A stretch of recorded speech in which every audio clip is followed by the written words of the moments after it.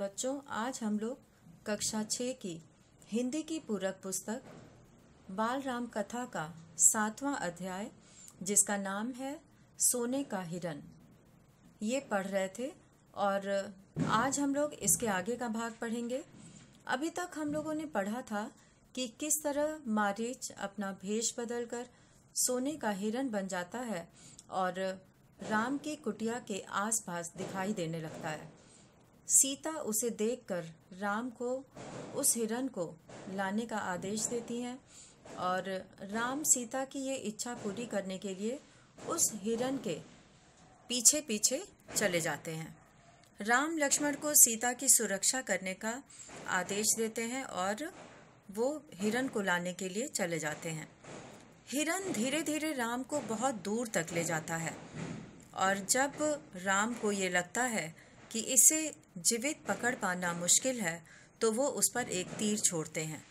और जैसे ही वो तीर लगता है हिरन को, और वो राम की आवाज़ में, क्योंकि वो मायावी था, वो राम की आवाज़ में कहता है, हे सीते, हे लक्ष्मण, जैसे कोई सहायता के लिए पुकार रहा हो।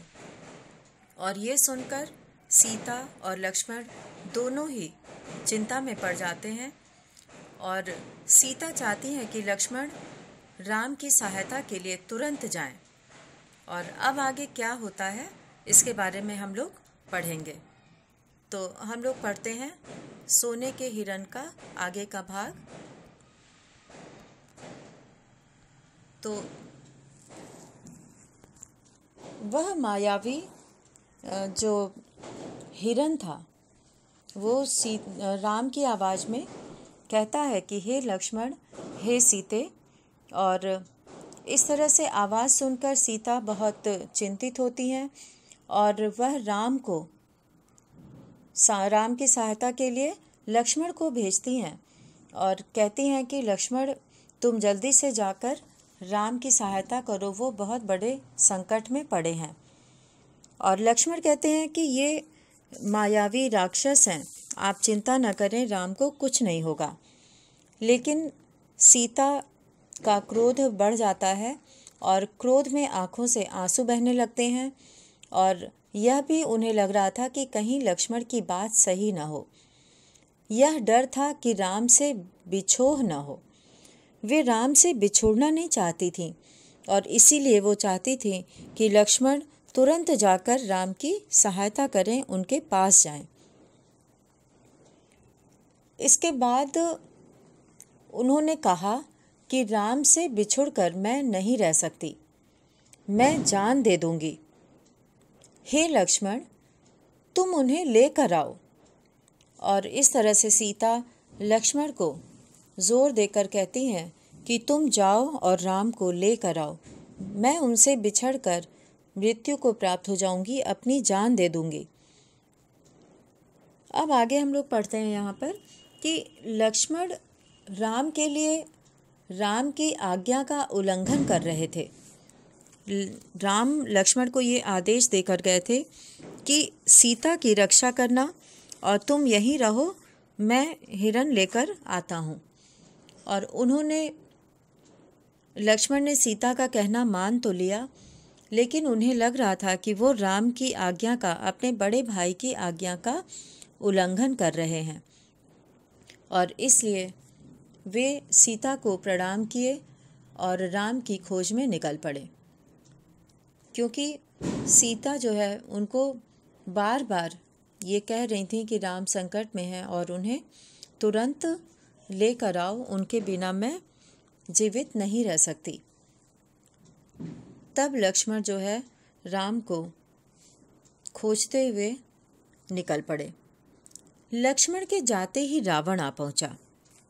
वो रावण भी मायावी था और उसने एक साधु का वेश धारण किया था, तपस्वी का वेश धारण किया था। और लक्ष्मण के जाते ही रावण आ पहुंचा। तपस्वियों जैसा जटा जूट जैसे होते हैं, बड़े बड़े बाल, जटाधारी, और वैसे ही वस्त्र। सीता ने साधु समझकर उसका स्वागत किया। साधु और सज्जन ऋषि लोगों का लोग बहुत सम्मान करते हैं, उनको ज्ञानी माना जाता है। तो सीता ने भी साधु समझकर उनका स्वागत किया। रावण ने सीता के स्वरूप, संस्कार और साहस की प्रशंसा की। उसने सीता का परिचय प्राप्त करने के बाद कहा, सुमुखी। यहाँ पे एक शब्द आया है सुमुखी। सुमुखी का मतलब है सुंदर मुख वाली। तो जब उसने सीता की प्रशंसा की और उसके बाद सीता से कहा कि हे सुमुखी, मैं रावण हूँ, राक्षसों का राजा, लंकाधिपति। लंकाधिपति में दो शब्द है, लंका और अधिपति। लंका जगह का नाम है और अधिपति यानी कि वहाँ का राजा। तो रावण अपने आप को लंकाधिपति कहता है, यानी कि लंका का राजा। और वो बताता है कि मैं राक्षसों का राजा हूँ और मेरा नाम लेने पर लोग थरथरा उठते हैं। थरथरा उठना मतलब कांप जाना, यानी कि रावण का नाम लेते ही लोग कांप जाते हैं। लेकिन तुम सुंदरी हो। रावण कहता है कि लेकिन तुम सुंदरी हो, सबसे अलग हो। तुम्हारे लिए मैं स्वयं चल कर आया हूँ। मेरे साथ चलो, सोने की लंका में रहो, मेरी रानी बनकर। और रावण उस सीता को लालच देता है कि मैं भी लंकाधिपति हूँ, लंका का राजा हूँ और मेरे नाम से लोग कांपते हैं और मैं तो तुम्हारे लिए चल कर आया हूँ और तुम सुंदरी हो और मेरे साथ चलो और सोने की लंका में रहो, मेरी रानी बनकर। सीता क्रोधित हो उठी, कहा, मैं प्राण त्याग दूंगी लेकिन तुम्हारे साथ नहीं जाऊंगी। मैं राम की पत्नी हूँ, वे महाबलशाली हैं। महाबलशाली मतलब बहुत शक्तिशाली। तुम्हें उनकी शक्ति का अनुमान नहीं है। तुम चले जाओ, नहीं तो तुम्हारा सर्वनाश हो जाएगा। सीता इस तरह से रावण को धिक्कारते हुए बोली कि मैं राम की पत्नी हूँ और राम बहुत ही शक्तिशाली हैं और तुम अभी उनकी शक्ति के बारे में कुछ भी नहीं जानते, इसलिए यहाँ से चले जाओ, नहीं तो तुम्हारा सर्वनाश हो जाएगा। अब ये सुनकर रावण, जब ये सीता बोलती हैं कि तुम यहाँ से चले जाओ, नहीं तो तुम्हारा सर्वनाश हो जाएगा। सर्वनाश मतलब कि पूरी तरह से तुम नष्ट हो जाओगे, तुम्हारा सारा राजकाज सब नष्ट हो जाएगा। तो सर्वनाश मतलब सब कुछ नष्ट हो जाना। तो जब रावण ये सुनता है तो वो कहता है, रावण ने सीता की बात अनसुनी कर दी। उसने सीता की बात को ठीक से नहीं सुना। अनसुनी कर देना मतलब कि सुन के भी न सुनना। और खींचकर उन्हें रथ में बैठा लिया। सीता प्रयास करती रही पर रावण के चंगुल से मुक्त नहीं हो सकी। स्वयं को असहाय पाकर वे विलाप करने लगीं। हा राम, हा लक्ष्मण पुकारती रहीं। रावण का रथ लंका की ओर उड़ चला। तो इस तरह से सीता रावण के चंगुल से बच नहीं पाई। रावण के चंगुल से यानी कि सीता ने रावण ने जबरदस्ती सीता को पकड़ लिया था और अपने रथ पर बैठा लिया था। और इस तरह से सीता असहाय हो गई और वो रोने लगी। विलाप करना मतलब रोना। तो वो रोने लगी और लक्ष्मण और राम को पुकारने लगी। तो इस तरह से रावण ने सीता को अपने रथ पर बैठा लिया और सीता विलाप करते हुए हा राम और हा लक्ष्मण पुकारती रहीं। रावण का रथ लंका की ओर चल पड़ा। तो इस तरह से राम और लक्ष्मण वहाँ पर नहीं थे और रावण वेश बदलकर सीता का अपहरण कर लिया। अब आगे मार्ग में वे पशुओं, पक्षियों, पर्वतों, नदियों से कहती जा रही थीं कि कोई उनके राम को बता दे। रावण ने उनका हरण कर लिया है। वे रास्ते भर पशुओं से, क्योंकि वो जंगल था तो जंगल में वे पशुओं से कहने लगी, पक्षियों से और वहाँ के पर्वतों, जितनी भी प्राकृतिक चीज़ें थीं वहाँ पे जो उनके सामने था, वो सबसे ये कहती जा रही थी कि उनके राम को कोई जाकर ये बात बता दे कि रावण ने उनका हरण कर लिया है। और गिद्धराज जटायु ने सीता का विलाप सुना। गिद्धराज यानी कि गिद्धों के जो राजा थे उनका नाम था जटायु। और जटायु ने जब सीता का विलाप सुना, विलाप मतलब रोना, जब सीता का रोना सुना तो उसने ऊंची उड़ान भरी। वह एक बहुत विशालकाय पक्षी था और वह ऊंची उड़ान भरी और रावण के रथ पर हमला कर दिया। वह सीता को रावण के चंगुल से बचाने के लिए उसने ऊंची उड़ान भरकर रावण के रथ पर हमला कर दिया। वृद्ध गिद्धराज जटायु बूढ़ा हो गया था। उसने रथ क्षत विक्षत कर दिया, यानी कि उसने रथ को बहुत नुकसान पहुंचाया, तोड़ दिया जगह जगह से, उसे बहुत हानि पहुंचाई। क्षत विक्षत करना मतलब कि नष्ट करना। तो उसने काफ़ी जो है उसके रथ को तोड़ने का प्रयास किया और रावण को घायल कर डाला। गिद्ध की जो है वो चोंच बहुत ही नुकीली होती है और उससे वो हमला करते हैं तो काफ़ी चोट लगती है और नुकसान होता है। तो उसने भी रावण को घायल कर डाला और क्रोध में रावण ने जटायु के पंख काट दिए। जटायु अब उड़ नहीं सकता था, वह सीधे धरती पर आ गिरा। जटायु ने सोचा कि वह सीता को रावण से बचा लेगा और वृद्ध होने के बावजूद भी उसने ऊंची उड़ान भरकर, क्योंकि रावण का रथ ऊंचाई पर था, और ऊंची उड़ान भरकर उसने सीता को बचाने के लिए रथ पर हमला किया, रावण पर हमला किया, रावण को घायल भी कर दिया। लेकिन रावण इससे क्रोधित होकर उसके पंख ही काट दिए और वह सीधे धरती पर आ गिरा। अब आगे क्या होता है कि रावण का रथ टूट गया था, उड़ान नहीं भर सकता था। उसने तत्काल मतलब तुरंत, उसने तत्काल सीता को अपनी बाहों में दबाया और दक्षिण दिशा की ओर उड़ने लगा। सीता को लगा कि अब कोई उसकी सहायता नहीं कर पाएगा, उनका बचाव केवल एक ही था। अब जबकि रावण उसको पकड़कर उड़ने लगा सीता को, तब सीता को लगा कि अब उन्हें कोई नहीं बचा सकता और उन्होंने सोचा कि बस अब एक ही रास्ता है, एक ही बचाव है कि राम को किसी तरह समाचार मिल जाए।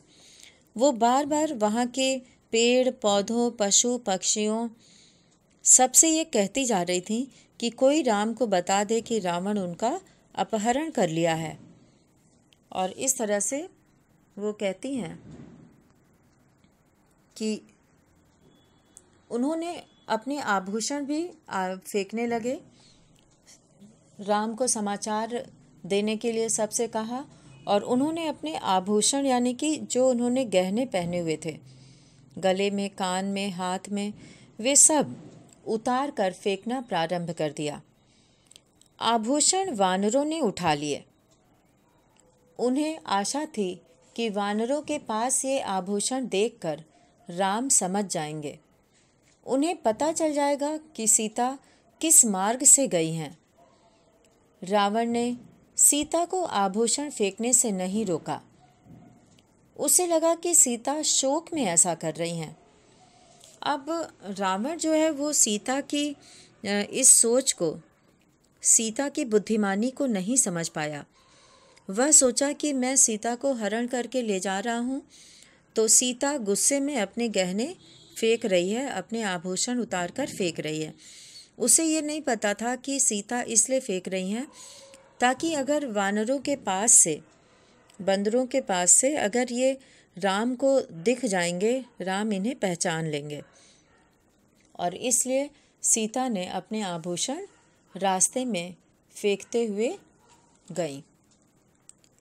लेकिन ये बात रावण नहीं समझ पाया, नहीं तो वो ऐसा करने से रोकता। कुछ ही समय में रावण लंका पहुंच गया। अब रावण की गति बहुत तेज थी, वो तेजी से लंका की ओर बढ़ रहा था और कुछ ही समय में वह लंका पहुंच गया। वह अपने धन वैभव से, यहाँ पे शब्द आया है धन वैभव। धन वैभव कहने से तात्पर्य अपने जो वैभवशाली जो उसका महल था और धन दौलत से परिपूर्ण था, और इसीलिए वह अपने ऐश्वर्य से सीता को प्रभावित करना चाहता था। वह चाहता था कि सीता उसके धन दौलत को देखकर, उसके महल को देखकर उससे प्रभावित हो जाए, और उन्हें लेकर वह सीधा अपने अंतःपुर में गया। अंतःपुर यानी कि जहाँ पर रानियाँ रहती हैं। तो रावण सीता को लेकर उसी अंतःपुर में गया और राक्षसियों को सीता की निगरानी करते रहने को कहा, और वहाँ की राक्षसियों को उसने आदेश दिया कि वो सीता की अच्छे से देखभाल करती रहें, और बाहर निकल गया। थोड़ी देर में वह फिर लौटा। उस समय तो उसने सीता को वहाँ पर छोड़कर चला गया, और थोड़ी ही देर में वह फिर लौटा। सीता को घूरते हुए उसने कहा, घूरना मतलब कि उसको लगातार देखते हुए, उसको लगातार घूरते हुए यानी कि कड़ी निगाह से देखते हुए उसने कहा कि हे सुंदरी, मैं तुम्हें 1 वर्ष का समय देता हूँ। वह सीता से कहता है कि मैं तुम्हें 1 वर्ष का समय देता हूँ, निर्णय तुम्हें करना है। निर्णय यानी फैसला, जो भी सोच समझ के फैसला करना है वो तुम्हारे हाथ में है। मैं तुम्हें 1 वर्ष का समय देता हूँ, निर्णय तुम करोगी और मेरी रानी बनकर लंका में राज करोगी या विलाप करते हुए जीवन बिताओगी। रावण उसे कहता है कि तुम चाहो तो इस लंका में रानी बनकर राज करो, सुखपूर्वक जीवन बिताओ और यहाँ का सुख भोगो, या फिर रोते हुए अपना पूरा जीवन बिता दो। ये निर्णय तुम्हें करना है।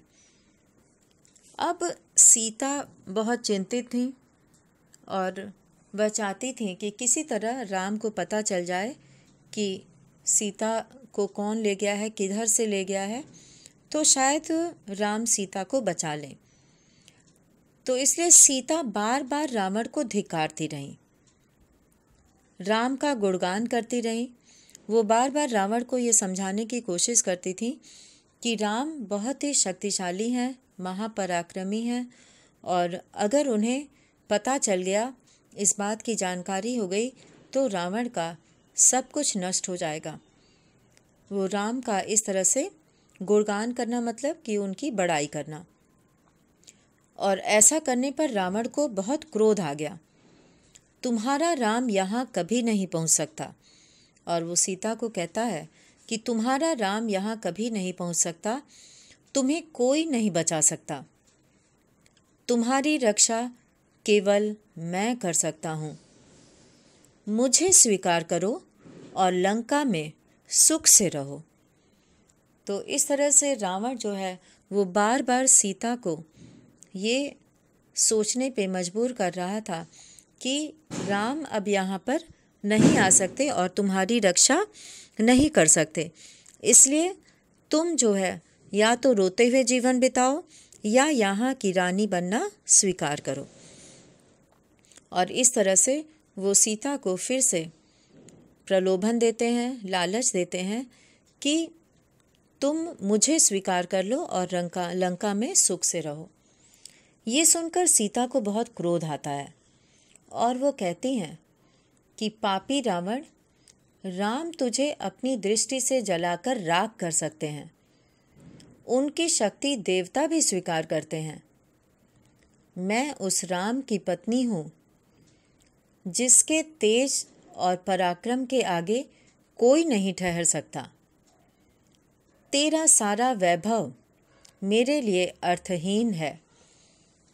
तूने पाप किया है, राम के हाथों तेरा अंत निश्चित है। तो इस तरह से सीता को जो है वो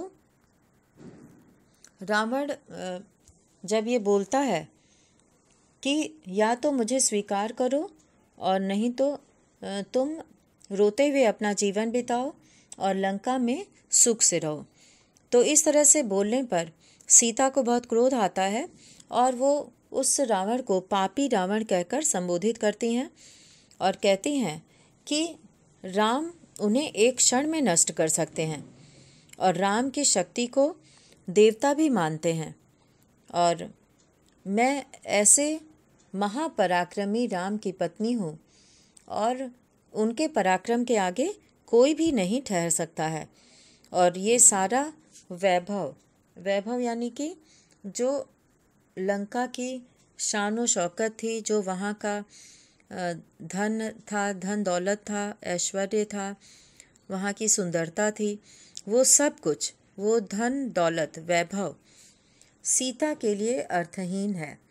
अर्थहीन कहने का मतलब है कि सीता के लिए ऐसे धन दौलत का, ऐसे वैभव का कोई मोल नहीं है, कोई मतलब नहीं है, उनके लिए कोई अर्थ नहीं है इसका, क्योंकि वो राम की पत्नी है और वो चाहती हैं कि जल्दी से जल्दी राम उन्हें खोजते हुए यहाँ आएँ और यहाँ से ले जाएं। और वो बार बार रावण के सामने राम के पराक्रम का गुणगान करती हैं, उनकी बड़ाई करती हैं और रावण को ये सुनकर बहुत क्रोध आता है। और सीता कहती हैं कि अब तो राम के हाथों ही तुम्हारा अंत होना है, ये निश्चित है। तो इस तरह से सीता जो है वो अपने आप को कमज़ोर नहीं समझती हैं और पूरे हिम्मत के साथ रावण का सामना करती हैं। अब आगे अनुच्छेद हम लोग पढ़ेंगे कि राम की इतनी प्रशंसा सुनकर रावण कुछ चिंतित हो गया। उसने सोचा, खरदूषण को मारने वाला अवश्य शक्तिशाली होगा, क्योंकि मारीच भी रावण को मना करता है कि पंचवटी न जाएं और वहाँ जाने का मतलब है कि मृत्यु को अपने पास बुलाना। तो उसने तत्काल अपने 8 सबसे बलिष्ठ राक्षसों को बुलाया और कहा, तुम लोग पंचवटी जाओ। राम और लक्ष्मण वहीं रहते हैं, उनका एक एक समाचार मुझे मिलना चाहिए। दोनों पर निगरानी रखो, मौका मिलते ही उन्हें मार डालो। तो इस तरह से रावण जो है वो राम के पराक्रम से चिंतित तो था ही, उसे ये भय था कि राम इतने पराक्रमी हैं तो अवश्य ही वो हमारा सर्वनाश कर सकते हैं। और उनके बारे में मारीच ने भी बताया था, इसलिए रावण अपने 8 सबसे बलिष्ठ का मतलब है बलवान, यानी कि जिनके अंदर बहुत ज़्यादा बल हो, ऐसे बलिष्ठ बलवान राक्षसों को बुलाया और उन्हें ये आदेश दिया कि वे पंचवटी में जाकर रहें और राम और लक्ष्मण का लगातार समाचार रावण को पहुंचाते रहें और अगर मौका मिलता है तो वो उन दोनों का वध भी कर दें, उन दोनों को मार डालें। इस तरह से रावण ने उन 6 राक्षसों को समझाया। अब उधर जो है सीता को पाने के लिए रावण ने अपनी योजना बदली, यानी कि जो अभी तक वो कह रहा था कि 1 वर्ष का समय देता हूँ, निर्णय तुमको करना है, रोते हुए अपना जीवन बिताना चाहती हो या यहाँ की रानी बनकर, लंका की रानी बनकर सुखपूर्वक अपना जीवन बिताना चाहती हो, ये निर्णय करना सीता के हाथ में है। तो रावण जो है अब इस योजना को बदल देता है। उन्हें अंतःपुर से निकालकर अशोक वाटिका में बंदी बना दिया गया। अब सीता को उस अंतःपुर यानी जहाँ रानियाँ रहती थीं, रावण की अन्य रानियाँ, तो वहाँ से निकालकर उसको अशोक वाटिका में बंदी बना दिया गया, कैद कर दिया गया। पहरा कड़ा कर दिया गया। पहरा यानी वहाँ की जो देखभाल थी, जो वहाँ की सुरक्षा थी, उस सुरक्षा को कड़ा कर दिया गया, यानी कि और वहाँ पे चौकसी बढ़ा दी गई, सुरक्षा और कड़ा कर दिया गया। राक्षसों और राक्षसियों को स्पष्ट निर्देश थे, यानी कि निर्देश यानी कि रावण के द्वारा उन लोग को बताया गया था, ये निर्देश दिया गया था कि सीता को किसी तरह का शारीरिक कष्ट न हो, यानी कि सीता को कोई भी शारीरिक कष्ट नहीं पहुंचाएगा, न ही उसे कोई मारेगा, न बुरे शब्द कहेगा। इसके मन को दुख पहुंचाओ, केवल इसके मन को दुखी करना है, इसे शारीरिक कष्ट नहीं पहुंचाना है। अपमानित करो, यानी कि सीता का अपमान करो, लेकिन सीता को कोई हाथ न लगाए, उसे कोई छुएगा नहीं, उसे कोई कष्ट, शारीरिक कष्ट नहीं पहुंचाएगा, और उसे अपमानित करना है, उसका अपमान करना है, और उसे केवल मानसिक कष्ट पहुंचाना है, मानसिक यातना देनी है। तो इस तरह से रावण ने उन राक्षसों और राक्षसियों को निर्देश दिए और सीता को अशोक वाटिका में कैद कर दिया। अशोक वाटिका बहुत ही सुंदर वाटिका थी। वहाँ पे फल, फूल, तरह तरह के पौधे और बहुत ही सुंदर वहाँ का दृश्य था, और वहीं पर सीता को रखा गया था। रावण ने सब कुछ किया, पर सीता का मन नहीं बदला। रावण की बहुत कोशिश करने के बाद भी सीता ने अपना मन नहीं बदला। वे बार बार राम का नाम लेती थीं, शेरों के बीच हिरणी की तरह बैठी रहती थी, यानी कि वहाँ इतने खतरनाक राक्षस थे, राक्षसियाँ थीं, उन दोनों के बीच शेरनी की तरह, हिरणी, शेरों के बीच में हिरणी की तरह बैठी रहती थी, डरी सहमी, और रो रो कर दिन काट रही थी। सोने के हिरन ने उन्हें सोने की लंका में पहुंचा दिया था। यहाँ से उन्हें राम ही बचा सकते थे। तो इस तरह से इस अध्याय में सोने के हिरन को पाने की लालसा में राम बहुत दूर निकल जाते हैं, और वह मायावी हिरन राम को थोड़ी थोड़ी दूर पर खड़े होकर थोड़ा आगे बढ़ता था। राम उसे पकड़ने के लिए जैसे ही जाते थे, वह और आगे भाग जाता था। तो इस तरह करते करते वो राम को बहुत दूर ले गया, और फिर जब राम को लगा कि ये हिरन पकड़ में नहीं आएगा, इसे जीवित नहीं पकड़ा जा सकता है, तो उन्होंने उस पर बाण चलाया, और जैसे ही तीर लगा वह धरती पर गिर गया, और राम की आवाज़ में उसने हा सीते, हा लक्ष्मण, इस तरह की करुण आवाज़ निकाली, और लगा कि राम पुकार रहे हैं सहायता के लिए। लक्ष्मण इस बात को समझ रहे थे कि राम पर कोई भी संकट नहीं आ सकता। राम इतने सक्षम हैं, पराक्रमी हैं, बलशाली हैं कि उन पर कोई भी प्रभाव नहीं पड़ सकता, कोई भी उनका नुकसान नहीं पहुंचा सकता। लेकिन सीता के मन में राम से बिछड़ने का डर था। उन्हें बार बार लग रहा था कि ऐसी आवाज़ मैंने पहली बार सुनी है, और राम सहायता के लिए पुकार रहे हैं। लक्ष्मण, तुम जल्दी से जाओ और राम की सहायता करो। राम ने लक्ष्मण को आदेश दिया था कि वो सीता की सुरक्षा में यहीं रहें, और वो हिरन को लेकर आते हैं। बहुत कहने के बाद जब सीता लक्ष्मण को कहने लगी कि तुम चाहते ही नहीं हो कि राम जीवित रहें, इसीलिए शायद तुम ऐसा कर रहे हो।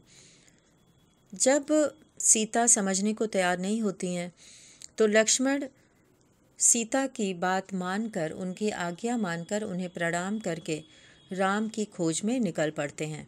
और इधर मायावी रावण वेश बदलकर साधु बनकर सीता के सामने आता है और सीता को अपनी रानी बनाने का प्रस्ताव रखता है। और जब वो नहीं मानती हैं तो उसे वहाँ से अपहरण करके अपने रथ में बैठाकर ले जाते हैं। और रास्ते में जटायु सीता को बचाने का पूरा प्रयास करते हैं, लेकिन वो नहीं बचा पाते हैं क्योंकि रावण उनके पंख काट देता है। वह रावण को घायल कर देते हैं, रथ को नुकसान पहुंचाते हैं, लेकिन जटायु का पंख काट देने से वो वृद्ध जटायु भूमि पर गिर पड़ता है। इधर रावण उस रथ को छोड़कर सीता को पकड़कर लंका की ओर थोड़े ही समय में पहुंच जाता है और उसे अपनी अंतःपुर में, जहां रानियां रहती हैं, वहां ले जाता है और बार बार सीता को कहता है कि रानी बनना स्वीकार कर लो, तुम्हारे राम यहाँ नहीं आने वाले हैं, तुम्हें कोई नहीं बचा सकता। लेकिन सीता राम की प्रशंसा करती हैं, उनके पराक्रम की, उनके बल की, और वो कहती हैं कि राम तुम्हारा सर्वनाश कर देंगे। यदि उन्हें पता चल गया तो तुम्हारा सर्वनाश निश्चित है। और रावण बार बार सीता को लंका की रानी बनने के लिए कहता है। सीता पर इसका कोई असर नहीं होता है और वो बार बार राम का नाम लेती हैं और इस तरह से वो सोने का हिरन जो है वो एक अशुभ घटना बनकर सीता को सोने की लंका तक पहुंचा देता है। तो आज के इस अध्याय में हम लोगों ने देखा कि किस तरह से सीता का अपहरण हुआ और वो लंका में पहुंच गईं। धन्यवाद।